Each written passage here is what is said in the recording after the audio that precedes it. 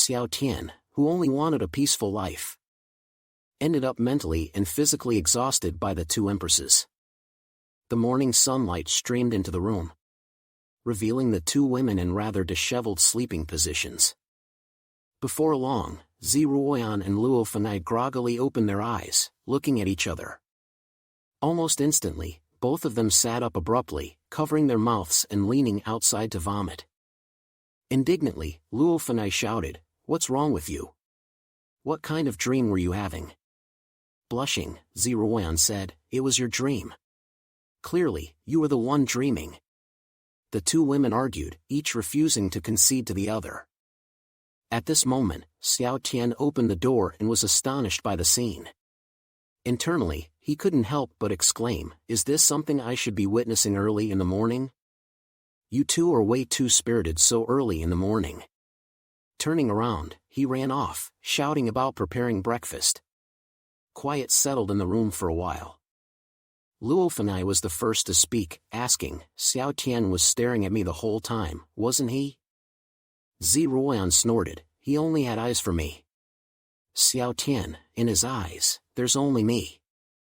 Smiling, Luo Fenai covered her mouth and chuckled, "Overconfidence is not good." Ziruoyan, furious, vowed to tear Luo Fenai's mouth apart. The two women started fighting again. At this point, Xiao Tian poked his head from the door frame, his eyes gleaming. Half an hour later, Ziruoyan and Luo Fenai, now in spare clothes from their storage rings, sat in the courtyard eating noodles. Luo Fenai stared at Xiao Tian and praised, "Xiao Tian, these noodles are delicious." Ziruoyan, equally surprised, commented, "Xiao Tian, you're almost as good as Chef Zhong." Xiao Tian, a bit embarrassed, replied, "As long as you enjoy the food, that's all that matters. Why do I always think about going to Chef Zhong's house for meals?" Ziruoyan put down her chopsticks, watching Luo Fenai devouring the noodles. Xiao Tian, with an expression of speechlessness, reminded Luo Fenai to eat a bit slower as there was no competition for food.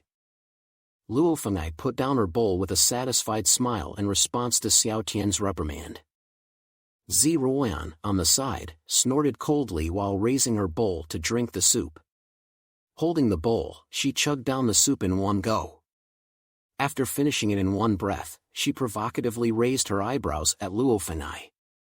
Xiao Tian, still sitting there, was completely bewildered by this strange competitive spirit, wondering what kind of peculiar victory or defeat scenario this was.